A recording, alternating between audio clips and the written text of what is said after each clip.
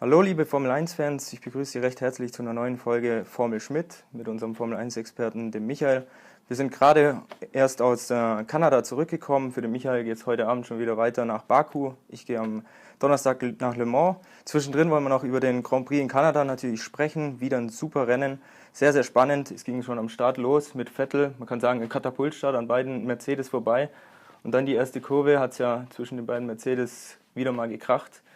Kannst du ein bisschen erklären, wie es dazu kam, zu dem ganzen Start? Ja, irgendwann hatte man schon das Gefühl, der Vettel hat es ja selber gesagt, dass er das vorhatte. Also der stand ja schon schräg in seiner Startbox drin, als hätte er gewusst, dass die beiden Mercedes nicht wegkommen. Interessant ist, warum sie nicht weggekommen sind. Der Hamilton hat zwar irgendwas von einer zu heißen Kupplung erzählt, aber ich glaube, der wahre Grund liegt eher darin, dass die Reifen zu kalt waren. Da ist wieder interessant, warum sind sie zu kalt? Sie haben jetzt schon wieder das zweite Mal Probleme mit den Reifentemperaturen gehabt, die Mercedes, immer wenn es kalt ist. Die spielen da mit ihrem Reifendruck rum und das kann ihnen bei kalten Temperaturen beim Start den Grip kosten und bei den ersten ein, zwei Runden eben dann auch Rundenzeit. Man hat ja gesehen, der Vettel, der war ja auf und davon und wenn er nicht den Fehler gemacht hätte da in der Schikane gleich nach der ersten Runde, wäre der 2,5 Sekunden vor dem Hamilton gewesen. Dann kam es natürlich hinter dem Vettel da zur Kollision. Ich meine, wie siehst du die Kollision zwischen den beiden? Ja, ich sehe es so, dass, wie es der Hamilton gesagt hat, er ist auf der Rennlinie gewesen und der Rosberg außen, klar, er hat es versucht, wie in Barcelona, wollte dann wahrscheinlich für die nächste Kurve, es geht ja zuerst links und dann rechts wieder rein, sich da auf die Innenlinie bringen, aber Hamilton hat da dicht gemacht und er hat es ja selber gesagt, vielleicht war es ein bisschen der Rückenwind oder der Abtriebsverlust hinter Vettel, hatte Untersteuern eigentlich keine Chance und dann ist es halt blöd gelaufen, klar für den Nico Rosberg, dass er dann direkt 7, 8, 9 Positionen, glaube ich, verloren hat. Er hat sich dann noch von Hülkenberg und Alonso auch überholen lassen. Findest du, ist es eine kleine Schwäche von Nico Rosberg, dass er nicht gleich umgeschaltet hat in dem Moment, dass er von Hülkenberg und Alonso noch kassiert wurde in der ersten Runde? Ja gut, ich glaube, Rosberg hatte das gleiche Problem wie Lewis Hamilton, eben schlechten Grip und war vielleicht dann auch angreifbar. Das stimmt, dass Rosberg manchmal, wenn sowas passiert, entweder weil er einen Fehler gemacht hat oder weil ihn da einer rausgeboxt hat, dass er dann von einem ins andere fällt und viele Plätze verliert. Aber das haben wir selbst bei ganz Großen gesehen, wie Ayrton Senna. Ich kann mich erinnern an Jerez, an ein Rennen, keine Ahnung welches Jahr. Da hat er 60 Runden lang oder 50 Runden lang 5 Leute hinter ihm aufgehalten. Wunderbar, er war das langsamste Auto im ganzen Feld. Und irgendeiner hat ihn dann geknackt und dann sind innerhalb von 4 Kurven waren alle vorbei. Also auch da, wo die Blockade geknackt war, hat der Senna die Konzentration verloren und hat dann alle vorbeigelassen. Also es ist selbst ihm mal so passiert. Hamilton ist sicher ein anderer Typ, der lässt sich durch sowas da nicht aus der Fasson bringen und greift gleich wieder an. Und man hat ja dann auch gesehen, als er dann dran war wieder am Vettel, hing er dann hinten, konnte natürlich nicht überholen und dann hat ja Ferrari diesen unglaublichen Strategiefehler gemacht, wie ich meine. Also Ferrari verteidigt sich wieder selber, aber du hast ja auch gesehen, wir haben uns alle gewundert, was passiert hier eigentlich da in Runde 10 oder 11, glaube ich, war es. Ja, absolut. Also im Endeffekt haben sie ja komplett ihre Track Position hergegeben. Aus meiner Sicht hätten sie es mit Räikkönen machen können. Da ist es ein bisschen unglücklich gelaufen, dass die Virtual Safety Car Phase da gerade geendet hat, als beide Ferraris reingekommen sind.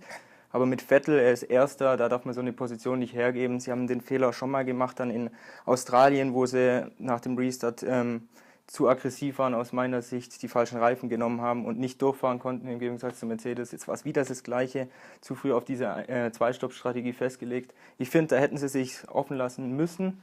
Sie sagen zwar, Plan A war natürlich Zwei-Stopp von Anfang an, aber in dem Moment haben sie sich auf diese Strategie festzementiert. Mercedes eigentlich ein Ass in die Karten gespielt. Siehst du das auch so? Ja, absolut. Und mich wundert, dass sich Ferrari nicht zugetraut hat, mit dem weichen Reifen so diese 45, 46 Runden zu fahren. Mercedes hatte nach dem Freitag, der relativ warm war noch in all diesen kalten Tagen da in Montreal, hat er ausgerechnet, dass der weiche Reifen 48 Runden halten wird. Wenn es kälter wird, wird er eher länger halten.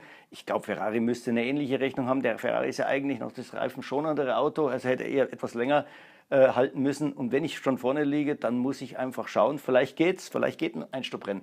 Die Mercedes-Strategen haben uns erzählt, sie sind ganz offen in das Rennen reingegangen. Die hatten keine Strategie. Also da war ein Stopp wie zwei Stopp und sie wollten das von der Rennsituation abhängig machen, von der Lücke nach hinten natürlich, auch davon, wie schnell sich die Reifen aufwärmen. Und sie haben dann sehr schnell gesehen, dass es bei ihnen eben ein großes Problem gibt. Und deswegen war klar, ein Stopp, weil man will das ja nicht zweimal haben, diese elendlange Aufwärmphase. Das hätte aber auch Ferrari merken müssen. Ferrari hätte sehen müssen, wie schlecht diese Mercedes in der ersten Runde waren. Nicht nur beim Start, sondern eben in der ersten Runde, dass es immer ewig gedauert hat, bis dann der Grip da war und dass sie dann wieder die normalen Rundenzeiten fahren konnten. Also hätte der Undercut gar nicht funktioniert jetzt aus deiner Sicht? Der hätte nicht funktioniert, meiner Ansicht nach. Und Vettel hat ja immer so zwischen 1 und 1,5 Sekunden. Das war ja schon noch eine Lücke. Manchmal war der Hamilton sogar draußen aus dem DRS-Fenster.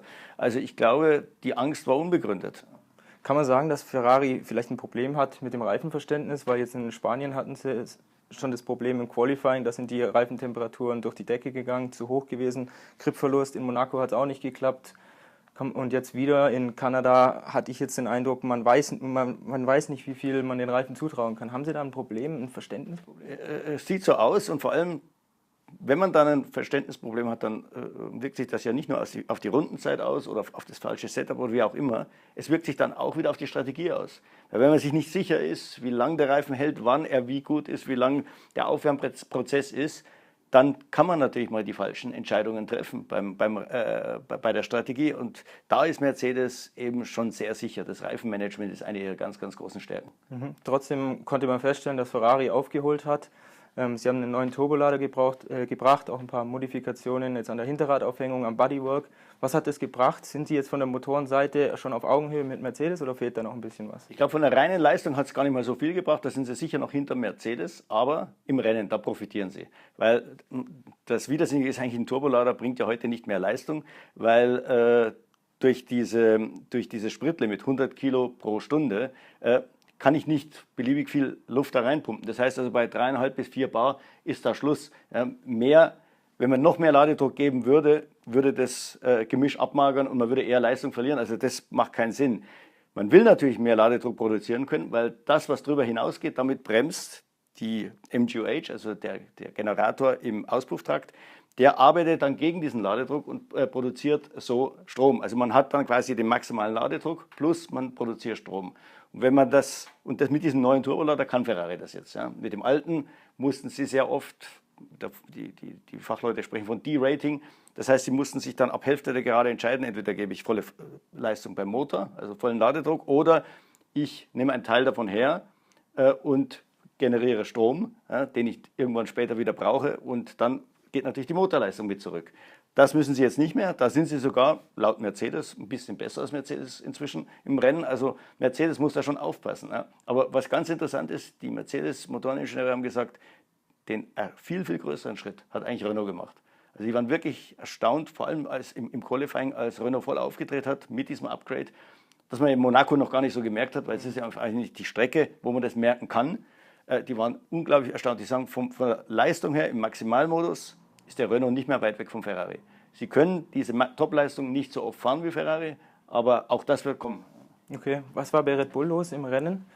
Sie hatten ja im Qualifying bis auf 0,3 Zehntelsekunden sind sie rangekommen mit Daniel Ricciardo und Max Verstappen hat ein bisschen mehr gefehlt. Trotzdem auf einer Angststrecke von Red Bull, eine Motorenstrecke, sehr starke Leistung aus meiner Sicht. Was hat im Rennen gefehlt?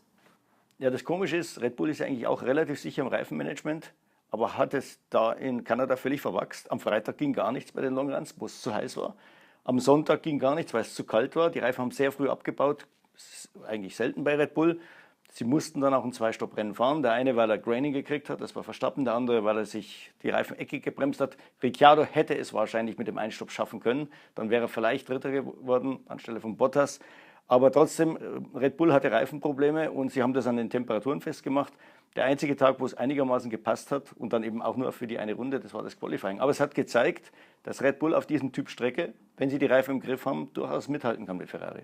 Aus meiner Sicht hat Max Verstappen vor allem am Sonntag wieder eine sensationelle Leistung gezeigt, wie er da den Nico Rosberg in den letzten 10 Runden hinter sich gehalten hat, sich zweimal wunderbar verteidigt hat, mit dieser Abgeklärtheit.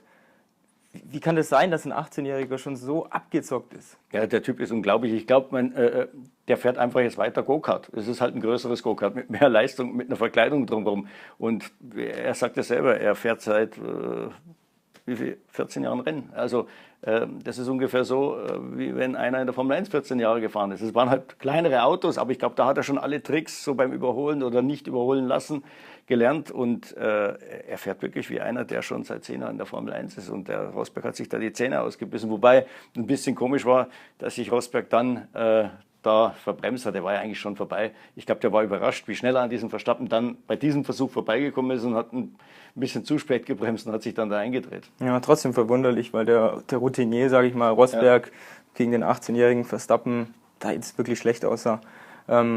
Noch ein Wort zu Williams. 3. Platz für Valtteri Bottas, wie im Vorjahr in Montreal. Lag es an der Strecke oder haben sie sich verbessert, auch in Bezug auf das Reifenmanagement? Also ich würde sagen, es lag einerseits an der Strecke. Montreal ist Stop and Go, lange geraden. Das wird in Baku ähnlich sein, auch am Red Bull Ring, obwohl der ein bisschen anders aussieht, aber es ist im Prinzip auch sehr viel eckige Kurven, Stop and Go. Das hat geholfen, aber vom reinen Speed her wäre er nicht Dritter geworden, das muss man ganz klar sagen. Er ist wie Hamilton die Einstoppstrategie gefahren. Ganz klar, das war die beste Strategie. Und Williams hat sich im Reifenmanagement schon deutlich verbessert. Die haben da über den Winter, ähnlich wie bei den Boxenstopps, haben sie jetzt eine sogenannte Reifenarbeitsgruppe eingeführt. Das ist ein ganzer Pulk von Ingenieuren. Nicht nur ein Reifenguru, sondern einen ganzen Haufen von Ingenieuren, die einfach diesem Problem auf den Grund gegangen sind, das die ja traditionell immer hatten. Und man muss sagen, in Montreal haben das jetzt richtig gut in den Griff gekriegt. Noch ein schnelles Wort zu Baku. Was erwartest du vom ersten Rennen in Aserbaidschan? Ja, auf jeden Fall wird es wärmer als in Kanada. Wir haben ja gefroren wie die Hunde dort. Waren irgendwelche 11 Grad am Sonntag. Da so am nächsten Wochenende, haben wir gerade gehört, soll es irgendwie 35, 36 Grad haben. Also das ist mal das eine. Das andere, das wird schon interessant, weil das gerade Ausstück, glaube ich, ist 1950 Meter lang, so was Langes haben wir überhaupt nicht, noch länger als in Spa von La Source hoch die Kemmelgerade. Das wird auf die Motoren gehen und Mercedes hat ja schon gezeigt im freien Training, du hast ja auch in deiner Technikshow da das Foto gezeigt von dem Heckflügel, sie kommen eigentlich mit dem Spa-Monza-Heckflügel nach Baku. Also sie erwarten, dass die Rundenzeit da über den Topspeed kommt.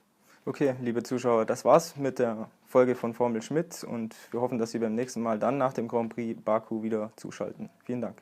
Servus.